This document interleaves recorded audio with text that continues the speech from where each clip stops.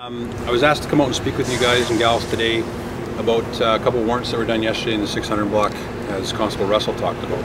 In the past, I believe it's 6 weeks, we've done 5 warrants in the area. It's a concentrated area where there's some problems. Part of the reason that Acting Mayor Shinmine's here, as well as Mr. Cuthberg, is because, and you've heard me say this in the media before, that Esquimalt is unique in the fact that it's a community. The advantage that we're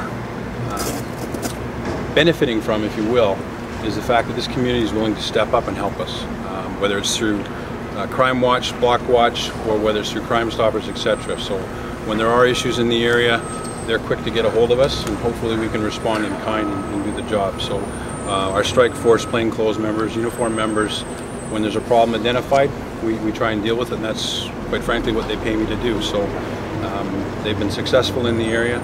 The message is out there that if you're committing crime, we're going to try and find you and deal with it. So, what were the problems? Problems were drug trafficking and type of crimes associated with that. You get thefts from vehicles because addicts need to steal to fund their habit, if you will. So we've seen it in other areas in the region where you've got a drug location providing to addicts, and the addicts come into that area, and crimes that come with it. So. Is there one particular location where people are going for drugs? Well, there's been multiple.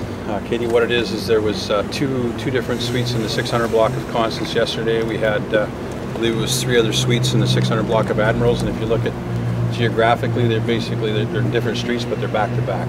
If you like this parking lot compared to the one across the street, so it's a small area within the township here. So. What type of manpower was used to the place? Well, you've got I don't know the exact numbers. With strike force, with the patrol members, you're probably talking a couple dozen members. Was this connected to arrests that were made on a B&E of a no, place? No, it's a totally different incident. The one you're talking about was in the 900 block of Admirals, I believe, and that was totally independent of the search warrants that were executed yesterday. But were the persons arrested, attempting a rip and they got the wrong address? No. Based on what I've read in the file, I wouldn't. It's not something that I would believe. No. So were people coming and going from this address to get drugs, or would they? Yes. Yeah. Pardon me? I don't have the details of exactly what was seized. I know there was a quantity of drugs. I know there was cash, and there was other evidence to support trafficking charges. So. I can get you some details later, Jack. And how did the community help you? Like I said, through calls, through providing information to the police.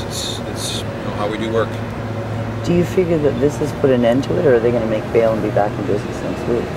Well, you never know, right? I can't predict what the courts will do. I stopped that a long time ago, but the reality is that if we make it uncomfortable for criminal activity, they're going to go elsewhere.